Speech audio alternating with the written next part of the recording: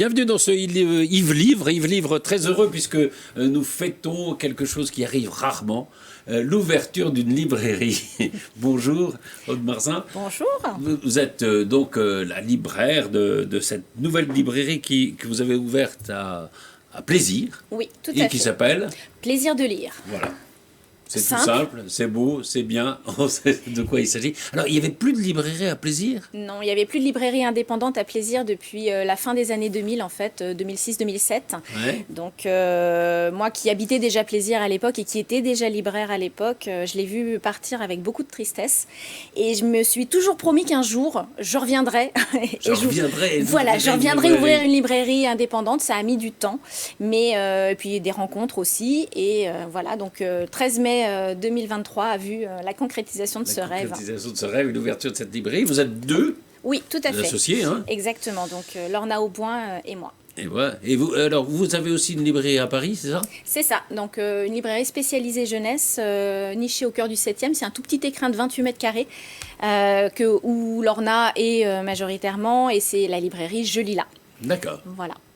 Et ça se passe bien, à Plaisir ? Vous êtes, Ah oui, ça se passe très ouais. très bien. On a un accueil, mais alors absolument magique. C'est les gens passent le pas de la porte juste pour nous rencontrer, pour nous voir, pour nous saluer, pour nous remercier, pour dire que c'est magnifique, que c'est génial, que une librairie à Plaisir, ça manquait tellement. Et on a même des gens qui viennent de la ville d'à côté à pied tous les samedis après-midi pour venir acheter leurs livres à la librairie. C'est bien ça. Ouais. Parce que c'est pas pareil. Je pense qu'à Plaisir, il y avait des grandes surfaces où on Ouais. peut trouver des livres, mais c'est quand même pas la même chose. Là, on peut parler avec vous, vous pouvez Complètement. conseiller, vous pouvez dire voilà, j'ai lu ça, et c'est formidable. Ah oui, complètement. Et vous avez peut-être lu Le Lac au miroir d'Odile Lefranc. Ah, mais je l'ai même plus que lu, puisque je l'ai vraiment beaucoup aimé, et il a fait partie justement de l'histoire de Plaisir de lire, puisqu'en fait, c'est au moment où j'ai commencé à faire l'Instagram et le Facebook de la librairie, en fait, alors avec le petit teasing, hein, Ouais. et Le Lac au miroir a été mon premier coup de cœur que j'ai partagé, en fait, de la rentrée littéraire de l'hiver. Et Odile m'a très gentiment contactée sur les réseaux, et après m'a envoyé un mail, mais qui nous a fait un plaisir immense. Et donc c'est ainsi que nous sommes entrés en lien.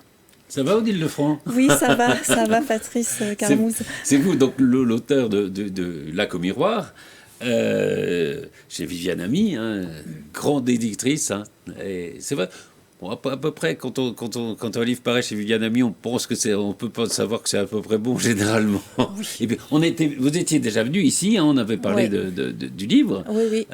au moment de sa sortie. Ça Oui. fait quelques mois maintenant. Oui, ça va faire 9 mois. Ça fait 9 mois là qu'il est 9 sorti. mois, mais- alors c'est un enfantement, quoi. Voilà, c'est. Enfin, vous réaccouchez, si je puis dire. Mais alors, justement, et vous serez, alors on va le dire tout de suite, hein, le 19 octobre, on voit l'affiche, à la librairie Plaisir de lire, c'est à 19h. C'est ça, donc une petite rencontre où nous allons discuter toutes les deux du livre Le Lac au miroir, avec sa genèse, son écriture et sa vie aussi depuis qu'il est paru, et suivi d'un petit verre de l'amitié, bien évidemment, avec nos chers clients. Est-ce que vous aimez Bali, vous Je ne connais pas du tout Bali. Mes parents y sont allés quand j'étais plus jeune, et ils nous ont ramené des photos qui m'avaient absolument fascinée, de la luxuriance de la nature et tout ça. Mais non, je n'ai pas eu la chance d'y aller. Mais j'avoue très honnêtement que quand j'ai refermé le livre, j'avais bien envie de prendre mes billets. Ah, on a envie d'y aller. Ah oui, on a envie d'y aller. Oui, parce que le livre se passe, pour une grosse partie, hein, à Bali. Oui, ça se passe pratiquement sur 2 parties, effectivement, à Bali, parce que mon héroïne, elle commence là-bas un peu. Anna Springer. Hein. Anna Springer, voilà, elle est un peu dans un vide existentiel, et puis elle repense au tableau de son enfance qui a orné les murs de sa chambre, qui étaient des tableaux peints par le peintre Walter Spies. Walter Et Spies, voilà, en fait, elle. Alors, Walter Spies, il faut dire qu'il a vraiment existé. Hein. C'est un Oui. vrai peintre, musicien aussi d'ailleurs. Hein. Oui, il a une vie incroyable. Il est incroyable. Il a vécu à Bali. Il a vécu à Bali. En fait, il a choisi de vivre à Bali à partir de 1927. Il a été invité par le prince du Bud à l'époque. C'était le premier Européen à faire une résidence d'artiste à Bali. Et donc, c'est en fait une vie incroyable d'un artiste qui est un peu touche-à-tout, mais qui s'est vraiment concentré ensuite sur la peinture et qui a développé un mouvement pictural avec les peintres balinais qui s'appelle le mouvement Pitamaha et qui existe encore aujourd'hui. Enfin, en tout cas, on peut encore voir des toiles. Et donc, voilà, mon héroïne cherche... Et votre héroïne, voilà, elle arrive à Bali. Alors, elle apprend en même temps la mort de sa mère, voilà, hein, c'est ça, dont avec laquelle elle n'avait pas des rapports très non, faciles. Sa mère lui a caché de nombreux secrets, voilà, notamment celui de son origine. Et donc, elle veut retrouver... Elle va enquêter un peu. Elle va enquêter sur sa mère, mais à partir d'un tableau de Walter Spies qui a disparu, qui s'appelle Le lac au miroir, absolument, et qui est un peu la clé d'une énigme familiale qui va emporter mon héroïne sur les traces de sa mère et de Walter Spies à Dresde, Bali, Paris. Et voilà, donc c'est une traversée de l'histoire du XXe siècle en quelque sorte, mais aussi une quête des origines à travers l'art. Et des secrets. Et des secrets, voilà. Secrets de famille. De famille, absolument. Et historiques, ouais. Les fameux secrets de famille. Aude Barzin, alors, évidemment, vous recevez beaucoup de livres. Oui, comment vous faites vos choix? Vous lisez pas tout. Alors, on ne peut malheureusement pas tout lire. Voilà. Non, désolé, mais c'est vrai. Bon, nous, à la librairie Plaisir de lire, nous sommes deux, donc Véronique et moi, plus Léa, notre apprentie. Donc, on essaye de se partager les lectures. Histoire de balayer au maximum la rentrée littéraire. Comme là. Et Odile Lefranc, vous êtes tombé comment dessus? Alors en fait, ça a été en fait une réunion de libraires au mois de décembre, une présentation qui a été faite. Voilà. Hein, mais là, c'est dans le cadre de Page des libraires, qui est une revue de libraires. Et donc, je suis allée assister, comme on avait le projet de l'ouverture de Plaisir de lire. Du coup, on est allé pour se renseigner. Elle est très très belle. Hein. Magnifique. Ah, Pierre Gimnez, notre architecte, a fait un excellent travail. On doit le dire, il nous a vraiment fait ça aux petits oignons, mais alors concocté magistralement. Et donc, du coup, lors de la présentation, après, à la sortie, on peut demander plusieurs services presse et tout ça. Et donc, j'avais demandé Le lac au miroir parce que l'histoire m'avait interpellée pour des tas de raisons. Surtout les histoires de secrets de famille et tout ça. Voilà, ça avait fait un petit écho. Donc, je me suis dit, ah, tiens. Et quand je l'ai reçu, la couverture m'a beaucoup intriguée, l'objet, et puis en plus le vernis sélectif sur le dessus. Enfin bon, voilà, on a un côté très charnel avec moi j'ai un côté très charnel avec les livres. Et donc je l'ai lu, enfin je l'ai ouvert, je l'ai dévoré en 2 jours, même pas. Ah oui. Et je l'ai fait lire à Lorna et on s'est dit wow, c'est trop génial, il est trop bien et tout. Lui, il sera sur la table à Plaisir de lire, ça c'est sûr. Donc du jour de l'ouverture, depuis l'ouverture, le livre à ma petite notule sur la table de la librairie. De Plaisir de lire. Ça fait du bien d'entendre ça, Odile, mais c'est extraordinaire, vous savez, parce que le livre, il a fait un long parcours avant d'arriver sur une table de librairie. C'est votre premier roman. Et c'est mon premier roman, qui m'a demandé 6 ans de travail. Oui. Et puis après, quand j'ai vu que Aude avait fait un coup de cœur sur les réseaux, forcément, je lui ai écrit et je l'ai remerciée. Et puis, j'ai découvert qu'elle lançait cette librairie. Donc, en fait, ce que j'aime beaucoup, c'est qu'ils ont tout un travail autour de la lecture à plaisir, mais aussi avec les écoles. C'est ça qui est formidable avec les librairies, c'est ce que je disais tout à l'heure. C'est-à-dire que c'est des gens qui lisent, c'est des gens qui aiment, c'est des gens qui conseillent. Et participer à cette aventure-là, moi, c'est quelque chose qui est très important pour moi, d'aller à la rencontre des lecteurs, mais aussi de partager aussi la manière dont on écrit un livre. Ça prend du temps, c'est un autre temps que les réseaux sociaux. Et puis c'est aussi de retrouver le temps de la lecture et puis de rencontrer des personnes comme Aude qui sont tellement habitées par leur métier, la passion de la lecture, mais aussi du métier de libraire. Je me dis que c'est une chance, vous voyez, parce que 9 mois dans une librairie... Parce que quand on écrit, on est enfermé, on est seul, on ne sait pas... évidemment, on fait du mieux possible, mais on ne sait pas quelles vont être les réactions. Et c'est vrai que moi, j'ai eu la chance d'avoir de nombreux coups de cœur de libraires, d'être aussi dans des prix de lecteurs. Donc mon livre, je pense qu'il a fait son petit chemin. Il fait son petit chemin. Heureusement, ça existe encore. Et justement, avec peut-être des éditrices comme Viviane Ami, dire laisser du temps au livre. Alors justement, Viviane Ami, elle est aussi animée par cette maison d'édition, par Lise Chasteloup, qui a un peu repris les rênes de cette maison. Oui. Et c'est vrai que mon éditrice, c'est Lise Chasteloup. Viviane Ami a lu mon livre. Non, mais ce sont les éditions Viviane Ami. Mais voilà. Oui, non, mais vous avez raison. C'est pas seul. Non, mais je veux dire, l'esprit de cette maison-là, c'est en effet... parfois, on a des trucs, qu'on jette comme ça, et de l'immédiateté. Et c'est terrible pour le livre. Et moi, tant que libraire, enfin, je sais que justement, j'ai pas du tout cette politique-là et cette vie-là. Moi, pour moi, les livres, je les fais vivre sur. Alors, c'est peut-être parce que je suis une libraire spécialisée jeunesse, donc je peux me permettre d'avoir des livres très très longtemps sur les étagères, puisque tous les ans, j'ai des enfants qui apprennent à lire, tous les ans, j'ai des enfants qui fêtent leurs 10 ans et qu'on peut leur proposer d'autres choses. Et en fait, nous, on a vraiment cette politique-là pour la littérature, même en adulte. C'est-à-dire que nous, on souhaite faire venir à la librairie des auteurs qui ne seront pas en promotion actuelle. Oui, immédiate. Exactement. La preuve, le livre est sorti il y a 9 mois et c'est le 19 octobre que vous venez...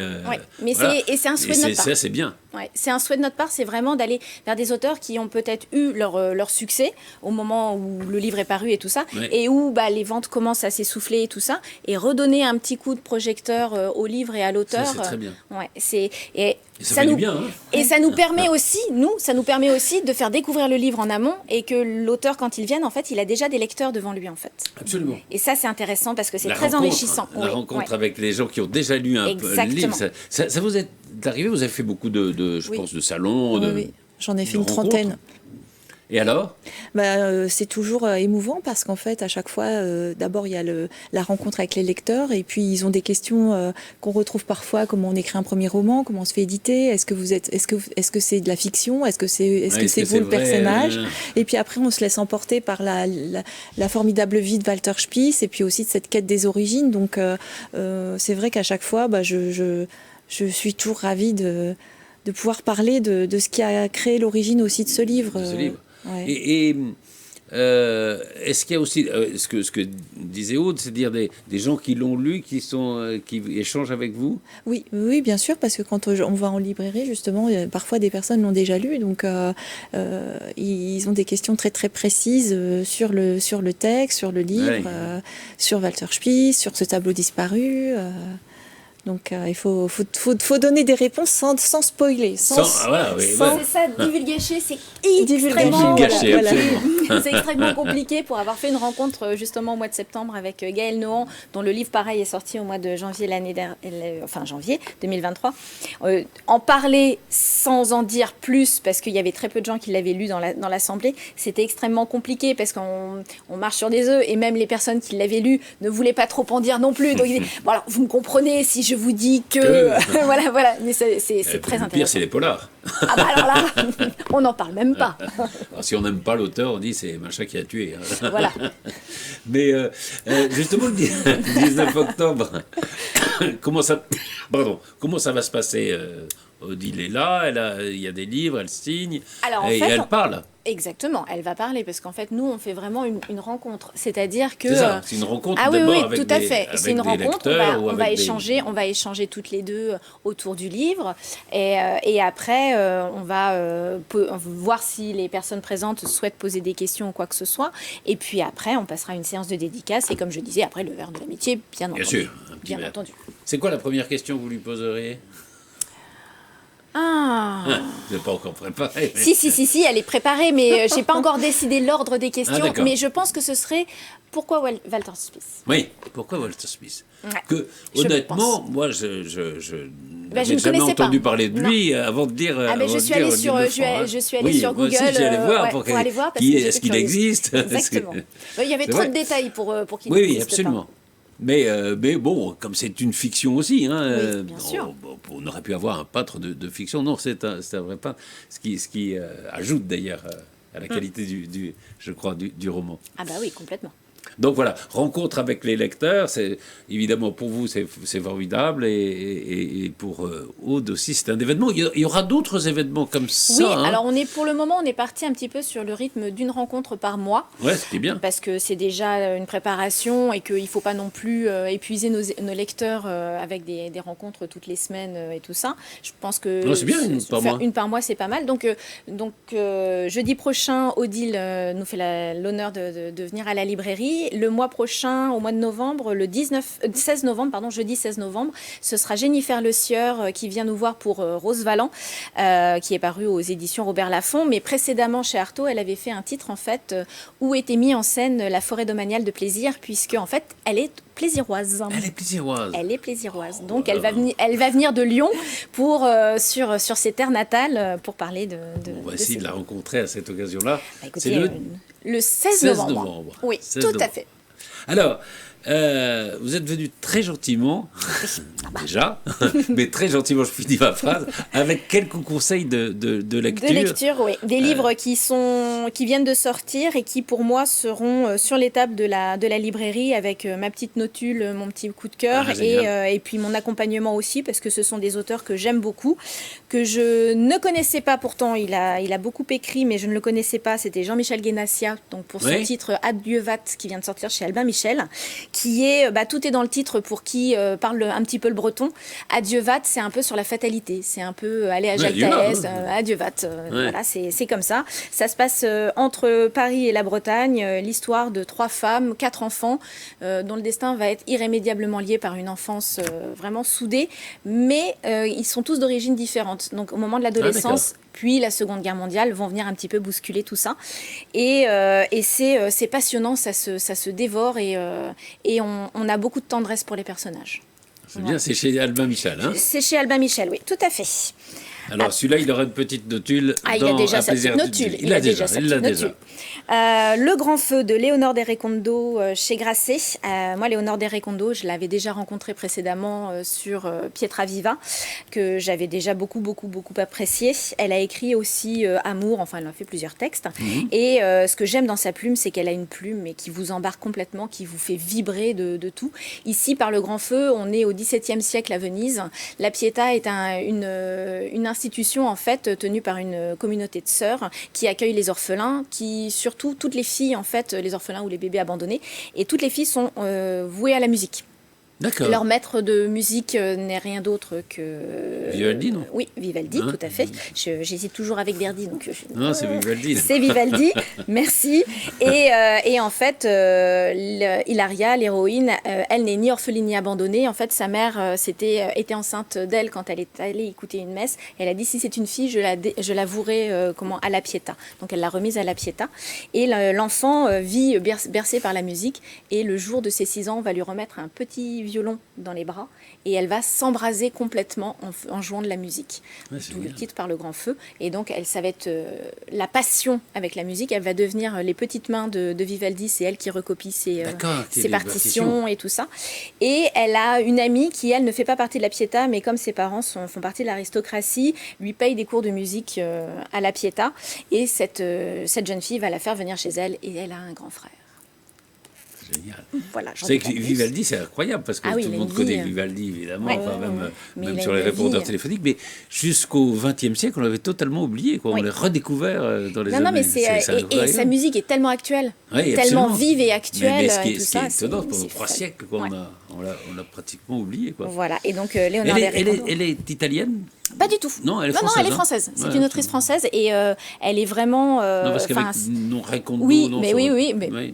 Je ne l'ai jamais rencontrée, donc je ne l'ai jamais pu Venise, passer. Donc Voilà, exactement. Mais elle a fait d'autres titres qui se passaient ailleurs et tout ça. Ça c'est magnifique, oui. Comme je suis quand même une libraire jeunesse, je ne pouvais pas manquer de parler d'un de mes livres énorme coup de cœur, donc sur Louise Michel, Je suis tout en orage de Carole Trébor, qui est paru dans une collection que j'adore, tout particulièrement la collection Destin chez Albin Michel Litt, donc jeunesse. J'ai eu la chance... pour les jeunes, enfin... Oui, c'est à partir de 11-12 ans, sans problème, parce qu'en fait, on va voir Louise Michel de sa jeunesse. En fait, on va la voir enfant, on va voir toutes les graines qui vont faire naître sa révolte. Qui vont faire Louise Michel, quoi. Exactement, et tous ses combats, parce qu'en fait, c'était une femme très avant-gardiste. Elle était contre la maltraitance des enfants et des femmes, mais également la maltraitance animale. Elle a lutté sur les barricades à Paris, elle a risqué sa vie pour sauver un chaton. Donc, voilà. Et à côté de ça, elle va prendre la vie d'un homme. Donc, c'est combat féministe, enfin c'est une des pionnières du combat féministe et Carole Trébor et Carole Trébor est une historienne et on sent vraiment toute la richesse de son écriture et tout ça. Et moi, cette collection là, je l'aime énormément. Il y a beaucoup de titres maintenant qui sont parus et à chaque fois on a une personnalité, que ce soit Marie Curie ou même Mohamed Ali, ou enfin on va vraiment... ici, on a passé 13 ans ou 14 ans, on peut le lire quand même. Moi, j'y ai pris un plaisir énorme. Mais ça, c'est justement l'avantage de cette collection. C'est que c'est familial, quoi. Ah, mais complètement. Et alors, il y en avait un qui était sorti. Le précédent de Carol Trébor dans la collection, c'était Combien de pas jusqu'à la Lune, qui racontait l'histoire de Katherine Johnson, cette mathématicienne noire américaine qui a calculé le retour de Apollo 11 le retour de Neil Armstrong et des astronautes en fait dans la capsule. Et c'est elle qui l'a calculé. Donc c'est un destin mais fabuleux. Et donc voilà. Et donc là, elle nous a fait connaître un petit peu plus Louise Michel. Tout à formidable. fait. Ah oui, un livre, un roman que je recommande très chaleureusement. Et là, vous avez un album sublime. Oui. Ah oui. Vous l'avez vu? Vous le connaissez, non? Je le découvre. Incroyable. C'est beau. Très très bel album et en plus qui a une histoire un petit peu particulière. 9 vies de Gaïa, c'est ça? Les 9 vies extraordinaires de la princesse Gaïa, paru aux éditions Little Urban. Donc il vient tout juste de sortir, il est sorti la semaine dernière. En fait, l'origine du projet, c'est l'illustrateur Régis Lejon qui a eu une idée de faire naître une princesse, la princesse Gaïa, qui va changer de nom suivant sa vie.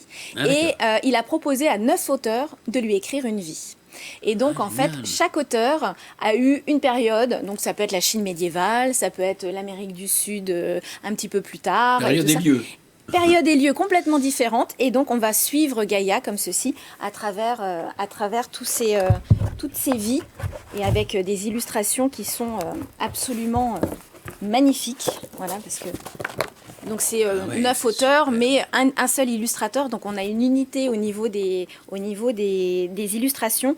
Et quand on voit les plumes, ce sont des belles plumes de la littérature de jeunesse, puisque on a Annie Agopian, Fred Bernard, Anne Corté, Alex Cousseau, Anne Jonas, Henri Meunier, Guylaine Roman, Cécile Roumiguière et Thomas Soto. Donc voilà. Donc, ça c'est... Alors, quel âge ? Ça, c'est quand même un album pour assez grand. On est quand même sur du 7 et plus. 7 et plus. Oui, 7 et plus, quand même. Mais c'est un bel objet pour Noël magnifique. à offrir à Noël. C'est vraiment magnifique parce qu'en plus, vous allez avoir autant d'informations historiques que civilisations, en fait, de civilisations différentes, des mythologies différentes. Et on en apprend énormément. Donc, et on le trouve évidemment à plaisir de lire. Ah, tout à fait. Ça, oui, parce que c'est bien. Non, mais il y a une belle littérature pour jeunesse qui est très vivante, hein, d'ailleurs. Très vivante et beaucoup d'originalité, beaucoup de. Très originale, oui, absolument. Oui. Et puis on a des plumes actuelles en littérature de jeunesse qui sont absolument magnifiques.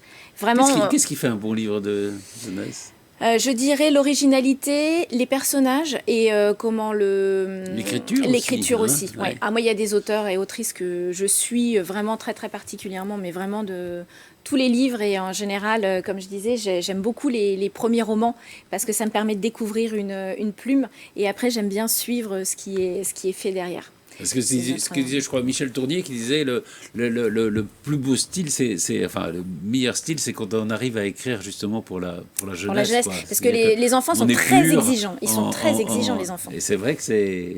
Ouais. C'était le plus difficile, ce qu'il disait être le plus difficile, et quand il arrivait à ça, il était heureux. Ah oui, non, mais en plus, c'est quand même l'auteur de Vendredi ou la vie sauvage, qui est quand même un des romans jeunesse. Non, mais il savait écrire pour les enfants et pour les adultes, d'ailleurs. Mais il disait que c'était là où il était le plus heureux, c'est quand il arrivait à écrire justement pour la jeunesse. Quand on échange justement avec des auteurs de jeunesse qui écrivent en jeunesse, ils le disent, ils sont des fois plus heureux et plus épanouis en littérature de jeunesse parce que les retours qu'ils ont sont tellement spontanés et tellement naturels. Et puis ce sont ce qu'on appelle, alors j'aime pas ce terme-là, mais ce sont des long sellers. Si vous avez un livre qui fonctionne très très bien, vous pouvez l'avoir. Exactement. Il n'y a pas d'immédiateté. Mon livre préféré que j'ai lu en jeunesse, je l'ai lu en 2014 et il est toujours sur mon étagère et j'en vends toujours. C'est le livre 14-14 de Silène Edgar et Paul Béorn aux éditions Castelmore. Et c'est un livre, pour moi, c'est un livre qui convient aussi bien aux enfants qu'aux adultes.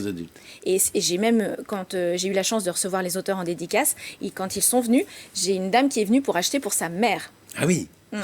Donc il y a la grand-mère, elle et la petite fille avaient lu le même livre. Et c'est un livre qui est génialissime. Elle est formidable, hein, Elle est passionnante. Ouais. Vous avez passé une soirée incroyable le 19 octobre. Ça sera un vrai plaisir. Vous êtes sur quoi là, Odile, si je peux dire? J'essaye de commencer un manuscrit, ouais. Ah ouais, j'essaye. C'est facile. On fait là, en ce moment, je dois dire que c'est pas forcément évident parce que je suis toujours en train de parler du lac au miroir, donc je suis toujours dans l'univers. Il va falloir l'abandonner à un moment. Oui, c'est triste. C'est triste, ouais. Ouais. Ne l'abandonnez pas tout de suite. En tout cas, vous ne l'abandonnerez pas le 19 octobre, puisque vous serez à la librairie Plaisir de lire.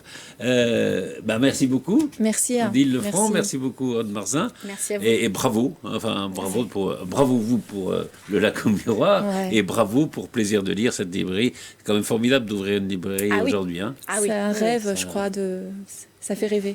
Ça fait rêver. Merci. Merci à toutes les deux. Merci.